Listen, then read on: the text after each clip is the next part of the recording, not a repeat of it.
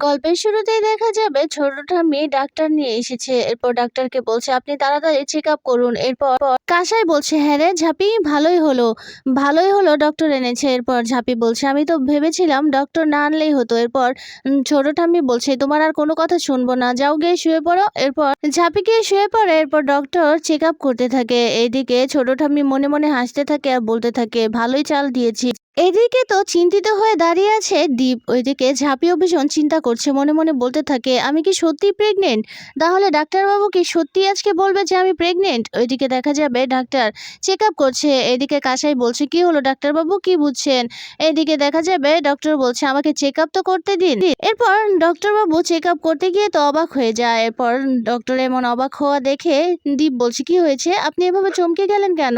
এরপর ডক্টর বলছে যা ভেবেছি ঠিক তাই, উনি তো প্রেগনেন্ট। এই যে হার্টবিট, বাচ্চার হার্টবিট আমি শুনতে পাচ্ছি। এই কথা শুনেই তো অবাক হয়ে যায় দীপ আর ঝাঁপি। দীপ বলছে হার্টবিট শুনতে পাচ্ছেন? ওইদিকে ছোট ঠামি বলছে যাই হোক ভালোই হয়েছে, এখন থেকে কিন্তু অনেক অনেক যত্নে রাখতে হবে। এই কথা শুনে দেখা যাবে ঝাঁপি উঠে বসে। এরপর দীপের দিকে তো রাগি রাগি দৃষ্টি নিয়ে তাকায়। এদিকে দীপ তো কিছুই বুঝে উঠতে পারছে না। এদিকে ডক্টর বাবু বলছে শুনুন এভাবে কিন্তু দৌড়ঝাঁপ পারা যাবে না, এখন থেকে আপনাকে পুরো বেড রেস্টে থাকতে হবে। আর এই যে মশাই শুনুন আপনাকে বলছি আপনার বউকে কিন্তু এখন থেকে দেখে শুনে রাখতে হবে, ভালো মন্দ খাওয়াতে হবে। আর দৌড়ঝাঁপ পারতে দিলে কিন্তু চলবে না, এটা আপনাকে খেয়াল রাখতে হবে। আর আমি কিছু ওষুধ লিখে দিচ্ছি, সেইগুলো আনিয়ে নেবেন। এই কথা শুনেই দেখা যাবে দীপ বলছে ঠিক আছে। এরপর ওষুধগুলো লিখে দেয় ডক্টর। এইদিকে ছোট ঠাম্মিকে বলছে চলুন। এইদিকে দেখা যাবে ছোট ঠাম্মি মনে মনে হাসতে হাসতে বলছে এবার এমন একটা প্যাচ দিয়েছি, এবার ছেড়ে দে মা, কেঁদে বাঁচি বলে তুমি পালাবে দাদু ভাই। এই কথাই বলছে আর হাসছে ছোট ঠাম্মি। ওইদিকে ডক্টরকে এগিয়ে দিয়ে যেতে ছোট ঠাম্মি ডাক্তারকে বলছে আপনি কিন্তু ভালোই অভিনয় করেছেন। এই কথা শুনে সেই নকল ডাক্তার বলছে সত্যি বলছেন আমি ভালো অভিনয় করেছি? এরপর ছোট ঠাম্মি বলছে হ্যাঁ। এরপর দুজনেই চলে যায়। ওইদিকে দেখা যাবে ঝাঁপি তো দ্বীপের উপর অনেক রেগে যায়, বলছে এটা কি করে হলো? এরপর দ্বীপ বলছে আমি কি করে বলবো এটা কি করে হলো? এরপর ঝাঁপি বলছে আমি কি করে প্রেগনেন্ট হলাম? এরপর কাসাই এসে বলছে কি করে আবার হলি, কি করে হলি? ঠাম্মি তো বললোই। এরপর ঝাঁপি বলছে আমি কিচ্ছু শুনতে চাই না, কিচ্ছু না, এটা কি করে হতে পারে? আমার মনে হচ্ছে এখানে কোনো সমস্যা আছে। এরপর দেখা যাবে দীপ বলছে শোন আস্তে, এভাবে চিৎকার করিস না, আমি কি ওষুধ নিয়ে আসি। এই কথা বলতে অবাক হয়ে যায় ঝাঁপি। এরপর দীপ চলে যায়। এদিকে দেখা যাবে কাসাই হাসছে, ঝাঁপিকে বলছে দেখলি দাদা ভাই তোর কত খেয়াল রাখছে এখন থেকেই, তুই চেঁচাচ্ছিস দেখে তোকে থামতে বললো। এরপর কাসাইকে ঝাঁপি বলছে শোনো না কাসাই দি, আমি না কেন যেন বিশ্বাস করতে পারছি না, মেনে নিতে পারছি না। কাসাই বলছে ডক্টর বলেছে এখন এইসব কথা বাদ দে। আর শোন তুই যে নীলাবর বিষয়ে খবর নিতে গিয়েছিলিস, কেন গিয়েছিলিস? এরপর ঝাঁপি বলছে শোনো না আমার কেন যেন ওদেরকে বিশ্বাস করতে ইচ্ছে করছে না। আর আমি গিয়েছিলাম ওদের বাড়ির পাশে একটাই দোকান, সেখানে দোকানের লোকজনের কথা যেন আমার কেন বিশ্বাস হচ্ছে না, আমাকে আবারও যেতে হবে খোঁজ খবর নেওয়ার জন্য। এরপর কাসাই বলছে হ্যাঁ রে ঝাঁপি তোর এত সন্দেহ কেন হচ্ছে? এরপর ঝাঁপি মনে মনে বলতে থাকে না না কাসাই দিকে এখন বললেও শুধু শুধু চিন্তা করবে। এ কথা ভেবেই কাসাইকে বলছে আরে সবকিছু এত তাড়াতাড়ি ঠিক হয়ে গেছে তো সেই কারণে। আচ্ছা যাই হোক আমি আরেকটা বার যাবো, গিয়ে আমি খোঁজ খবর নিয়ে আসবো ভালোভাবে, আমি তো চূর্ণিকে এভাবে ভাসিয়ে দিতে পারি না। এরপর কাসাই বলছে ঠিক আছে ঝাঁপি তুই কিন্তু একা যাস না, আমাকেও সাথে করে নিয়ে যাস, আর দাদা ভাইকেও। এরপর ঝাঁপি বলছে না না দাদা ভাইকে কি করে নেব, তোমার দাদা ভাই রাজি হবে না। ওইদিকে ইনকা আর রনিত সবটাই লুকিয়ে লুকিয়ে শুনতে থাকে। এরপর ইনকা রনিতকে বলছে রনিত তুমি যা একটা চাল দিয়েছো, কিন্তু এখন ঝাঁপি যদি যায় খোঁজ খবর নেওয়ার জন্য তখন কিভাবে সামলাবে? এরপর রনিত বলছে দাঁড়াও ইনকা, আমাকে আগে ভাবতে দাও, আমি যে প্ল্যান সাজিয়েছি এত তাড়াতাড়ি এই প্ল্যানটা আমি এভাবে ভেস্তে যেতে দেব না, আমি ঝাঁপিকে যে করেই হোক আটকাবো, না হলে নীলাবর বিষয়ে খোঁজ খবর নিলে চন্নিকে কখনোই ওখানে বিয়ে দিতে চাইবে না, বিয়েটা ভেঙে যাবে। এই কথাই বলছে রনিত। ওইদিকে দেখা যাবে রেশব আর ঝাঁপি ব্যাংকে কথা বলছে আর কাজ করছে। তখন সেখানে ঝুমা গিয়ে আড়ালে দাঁড়িয়ে দাঁড়িয়ে সবটা শুনে। এদিকে ঝাঁপি বলছে যাই হোক সবকিছু খারাপের মধ্যে একটা তো ভালো হচ্ছে, আমি ভালোভাবে ব্যাংকটা তো চালাতে পারছি। আর আজকে তো এটিএম মেশিনে টাকা থাকার কথা, আর সেখানে টাকাগুলো রাখতে হবে, লোকজনের টাকাগুলো আছে সেই টাকাগুলো আমাদের দিতে হবে। এই কথা বলতে রেশব বলছে হ্যাঁ আমি দেখছি এটিএম এ কত টাকা আছে। এরপর ঝাঁপি বলছে হ্যাঁ দেখ তো। এই কথা বলতেই রেশব বলছে 30 লক্ষ টাকা আছে। এরপর ঝাঁপি বলছে ঠিক আছে এগুলো ভালোভাবে রাখতে হবে। ওইদিকে দেখা যাবে ঝুমা রনিতকে ফোন করে বলে এটিএম মেশিনে 30 লক্ষ টাকা আছে, এখন বাকিটা আপনি বুঝে নিন কি করবেন। এই কথা বলে ফোনটা কেটে দেয় ঝুমা। মা। এরপর মনে মনে বলতে থাকে, ঝাঁপি তোর জন্য আমি জেল খেটেছি, এর মাসুল তো তোকে গুনতেই হবে। ওইদিকে দেখা যাবে চূর্ণির গায়ে হলুদের আয়োজন করা হচ্ছে। এদিকে দেখা যাবে সবাই নাচ করছে। কাসাই চূর্ণিকে নিয়ে নাচ করছে, এরপর ঝাঁপিকে নিয়ে এসেও নাচ করছে। কাসাই গিয়ে দীপের মাকে নিয়ে আসে আর দীপের মা ইনকাকে নিয়ে আসে। এরপর সবাই মিলে নাচ করতে থাকে, যেটা দেখে সবাই ভীষণ খুশি হয়ে যায়। সবাই ভীষণ খুশি। এদিকে দীপও হাসছে, ওইদিকে বাড়ির সব মেয়েরা নাচ করছে। এরপর দেখা যাবে কাসাই চূর্ণিকে আলতা পরিয়ে দেয়। এরপর দেখা যাবে ঝাঁপি কাসাইকে বলছে, শোনো না কাসাই দি, আমাকে যেতে হবে একটিবার। এরপর কাসাই বলছে, না ঝাঁপি তুই একা যাবি না, আমিও যাব। তুই কখন যাবি বলতো? এরপর ঝাঁপি বলছে, এই তো এই কিছুক্ষণের মধ্যেই চলে যাব, তুমি যাবে? এরপর কাসাই বলছে, হ্যাঁ ঠিক আছে। এরপর ঝাঁপি বলছে, তোমার দাদাভাইকে কিন্তু বলো না। এরপর কাসাই বলছে, ঠিক আছে। ওইদিকে দেখা যাবে রনির সবটা শুনে মনে মনে হাসে আর বলে, ঝাঁপি রে, তুই আর কিচ্ছু করতে পারবি না। তুই এইদিকে বিয়ের অনুষ্ঠান নিয়ে এতটাই বিজি থাকবি, আর একটু পরেই তোর সর্বনাশ ডেকে আনবো আমি। আর তারপর তুই খবরটা শুনলে কিছুতেই নীলাবর কোনো খোঁজ খবর নিতে পারবি না। আর তখনই দেখা যাবে কিছু ছেলে পেলে মুখ ঢাকা অবস্থায় ডাকাতগুলো ফোন করে রনিতকে। এরপর বলছে, দাদা আমরা তো লোকেশনে চলে এসেছি। এরপর রনিত বলছে, ঠিক আছে তোমাদের মিশন শুরু করে দাও।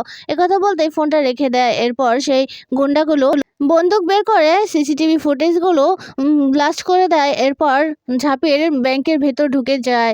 ওইদিকে দেখা যাবে ছোট ঠাম্মি ঝাঁপির কাছে এসে বলছে, হ্যাঁ রে দিদিভাই, তোর পায়ে আলতা কোথায়?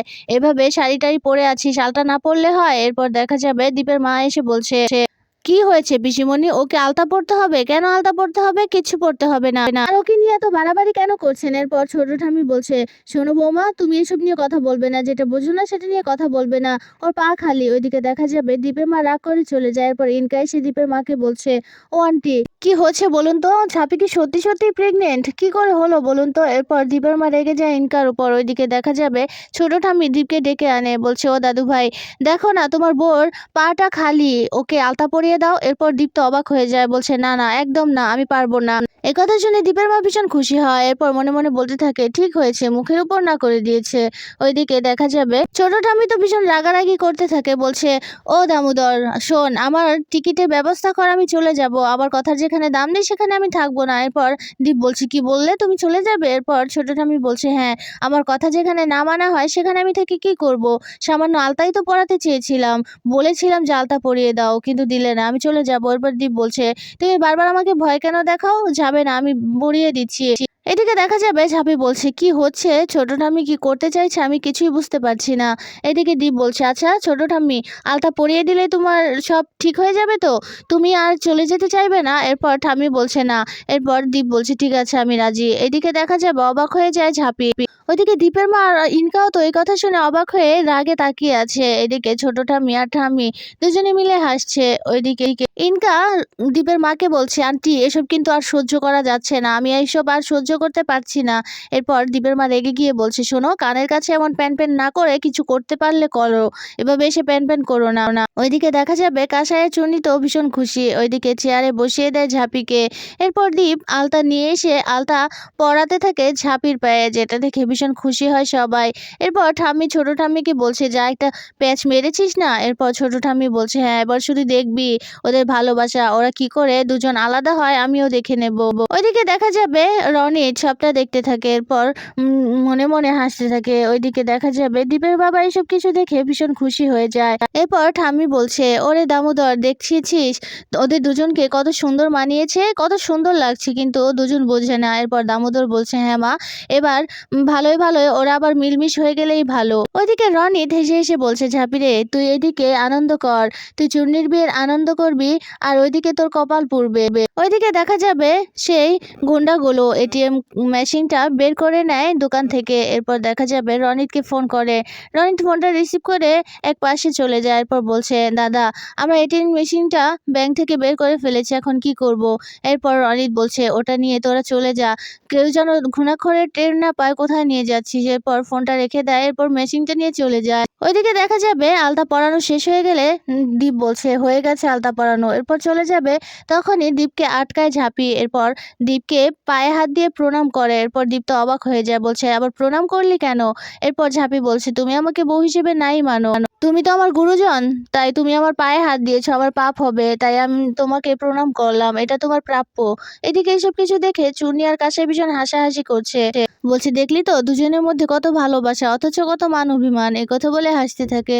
তখন ঝাঁপিয়ে এসে বলছে, দু বোনে কি কথা বলছে আমাকে রেখে। এরপর চুন্নি আর কাশেম বলছে, না না, তোকে বলা যাবে না। এরপর চুন্নিকে ঝাঁপি বলছে, আমি এখন কাসাই দিকে এক জায়গায় নিয়ে যাব, তুই থাক। কাসাইকে নিয়ে চলে যাবে। তখন দীপ এসে বলছে, কোথায় যাচ্ছিস তোরা? এরপর ঝাঁপি বলছে, আমরা নীলাবর বিষয়ে খোঁজ খবর নেওয়ার জন্য যাচ্ছি। এরপর দীপ বলছে, না, কোথাও যাবি না, তোর কি শান্তি হয় না? সবকিছু তো ঠিকঠাকই আছে রে ঝাঁপি, তোর এত কেন চিন্তা হচ্ছে বুঝলাম না। এরপর ঝাঁপি বলছে, তুমি আর একটা কথাও বলবে না, তুমি যেতে দিবে না বলেই কিন্তু তোমাকে কিচ্ছু জানাইনি। তখনই দেখা যাবে ঝাঁপির ফোনটা বেজে ওঠে। ফোনটা রিসিভ করে বলছে, রেশব বল। এরপর জোরে চিৎকার করে ঝাঁপি, যেটা দেখে ভীষণ অবাক সবাই। এরপর ঝাঁপি তো স্ট্রং হয়ে দাঁড়িয়ে আছে, কিছুই বলছে না। এরপর দেখা যাবে দামোদর বলছে, হ্যাঁ রে ঝাঁপি, কি হয়েছে? কি হয়েছে? কোনো অঘটন ঘটেছে কি, এভাবে চিৎকার করলি যে? এরপর দীপ এসে ঝাঁপিকে বলছে, কি হয়েছে রে ঝাঁপি, খুলে বলতো। এরপর ঝাঁপি বলছে, আমার ব্যাংকের এটিএম মেশিনটা চুরি হয়ে গেছে। কথা শুনে ভীষণ আশ্চর্য হয়ে যায় সবাই। এরপর ঝাঁপি কি করবে কিছুই বুঝতে পারছে না। ঝাঁপি দৌড়ে চলে যায় ব্যাংকে। এদিকে কাসাই আর শুনি বলছে, দাদা ভাই যা, ও একা গেছে। এরপর দীপও চলে যায়। এইদিকে দেখা যাবে রনিত হেসে হেসে মনে মনে বলতে থাকে, ঝাঁপি নিজের চরকায় এখন তেল দিবি, নিজের কপালই তো পড়লো। ওই যে কথায় আছে না, আপনি বাঁচলে বাপের নাম, তুই এখন নিজের ঝামেলাই পড়ে থাকবি, নীলাবর বিষয়ের কোনো খোঁজখবর নিতে তুই যেতে পারবি না। একথা বলে হাসছে রনিত। ওইদিকে দেখা যাবে ব্যাংকে গিয়ে সবটা দেখে অবাক হয়ে যায় দীপ, ঝাঁপি আর রেশব। এরপর বাইরে চলে আসে। এরপর পুলিশকে সবটা জানায়। এরপর পুলিশ অফিসার বলছে, ঠিক আছে আমরা দেখছি, কিন্তু এত বড় একটা মেশিন কিভাবে নিয়ে গেল সেটাই বুঝতে পারছি না, আর সিসিটিভি ফুটেজগুলো নষ্ট করে দেওয়া হয়েছে। এরপর দীপ বলছে, তার মানে আপনারা এখন খুঁজে বের করতে পারবেন না? এরপর অফিসার বলছে, খুঁজে বের করার চেষ্টা করব, কারণ আমরা তো সিসি ক্যামেরাটা দেখতে পাইনি, ওরা নষ্ট করে দিয়েছে, এখন কি করে বুঝবো? আর এত বড় মেশিন যেহেতু নিয়ে গেছে, বেশি দূরে যেতে পারেনি, আমরা দেখছি, তবে আমরা গ্যারান্টি দিতে পারি না আমরা আদৌ ওটা খুঁজে পাবো কিনা। এই কথা বলেই দেখা যাবে সে অফিসারগুলো চলে যায়। এদিকে দেখা যাবে রেশব বলছে, কি রে এখন কি হবে? এরপর ঝাঁপি বলছে, আমাদের এই পুলিশের ওপর একদম ভরসা নাই রে, আমি জানি ওই সুকুমার বাবু আমাকে দেখতে পারে না, আর সুকুমার বাবুর লোকই এটা, তাই ওনারা এত গুরুত্ব দিয়ে খুঁজবে না, আমাকে এক্ষুনি শ্রাবন্তী ম্যামের সাথে কথা বলতে হবে। ওইদিকে দেখা যাবে বাড়ির সবাই ভীষণ চিন্তা করছে। এদিকে দামোদর বলছে, আচ্ছা ঝাঁপিকে একটা ফোন কর না। এদিকে কাসাই ফোন করেই যাচ্ছে, কিন্তু ফোনটা রিসিভ হচ্ছে না। কাসাই বলছে, এবার তো আমার চিন্তা হচ্ছে ওরা ফোনটা কেন ধরছে না, এত রাত হয়ে গেল এখনো কোনো খোঁজ খবর পাচ্ছি না। তখনই দেখা যাবে ঝাঁপি আর দীপ চলে আসে। এদিকে চন্নি বলছে, ওই তো দিদিভাই চলে এসেছে ঝাঁপিরা। এরপর দেখা যাবে কাসাই চুনি ঝাঁপির কাছে যায়, বলছে, ঝাঁপি কি হলো রে, কিছুই তো বলছিস না, কি হয়েছে বল। এরপর ঝাঁপি বলছে, আমার ব্যাংকের এটিএম মেশিনটা চুরি হয়ে গেছে। এই কথা শুনে তো ভীষণ আশ্চর্য হয়ে যায় সবাই, অবাক হয়ে যায়। এরপর দামোদর বলছে, ওটার ভিতর টাকা ছিল? এরপর ঝাঁপি বলছে, হ্যাঁ 30 লক্ষ টাকা ছিল। এই কথা শুনেই তো চমকে যায় দামোদর, অবাক হয়ে যায়, বাড়ির সবাই তো চমকে যায়। এদিকে দেখা যাবে ভীষণ খুশি হয় দীপের মা, মনে মনে হাসে আর বলে, আমার ছেলের, আমার বাবানের বাচ্চার মা হবি, খুব শখ না রে? তো এবার বোঝ কেমন লাগে। এদিকে ইনকার রনি তো ভীষণ খুশি। এইদিকে ঠাম্মি এসে বলছে, কিরে কিরে দিদিভাই এখন কি হবে এতগুলো টাকার বিষয়? এরপর ঝাঁপি বলছে, এগুলো তো খুঁজে বের করতেই হবে, কিন্তু আমি পুলিশকে জানিয়েছি আর শ্রাবন্তী ম্যামকেও জানিয়ে এসেছি। এরপর কাসাই বলছে, কি করে পাবি এতগুলো টাকা? এরপর ঝাঁপি বলছে, জানি না কাসাই দিয়ে, আমি কিচ্ছু বুঝতে পারছি না এখন কি করব। এদিকে ভীষণ খুশি রনিত, ইনকা আর দীপের মা। রনিত ইনকাকে বলছে, কেমন দিলাম? এরপর ইনকা বলছে, একেবারে 100-তে 100, তুমি এত সুন্দরভাবে প্ল্যানিং করেছো। এরপর রনিত বলছে, হ্যাঁ। ঝাঁপি এবার নিজের সমস্যাটাই সমাধান করতে পারবে না। এরপর তো ওই নীলাবর বিষয়টা অনেক দূরের কথা, ও এটা পর্যন্ত যেতেই পারবে না। এবার শুধু চুন্নির বিয়েটা হয়ে যাক, তারপরেই আমি এই সরকার বাড়িতে রাজ করে খাবো। ওইদিকে দেখা যাবে ঝাঁপি বলছে, আমাদের বাড়িতে শকুনের নজর পড়েছে, যদি একবার প্রমাণ পাই, যদি একবার হাতে নাতে ধরতে পাই, তাহলে ওকে আজ বটি দিয়ে কাটবো। এই কথাই বলছে ঝাঁপি রনিদের দিকে আর ইনকার দিকে তাকিয়ে।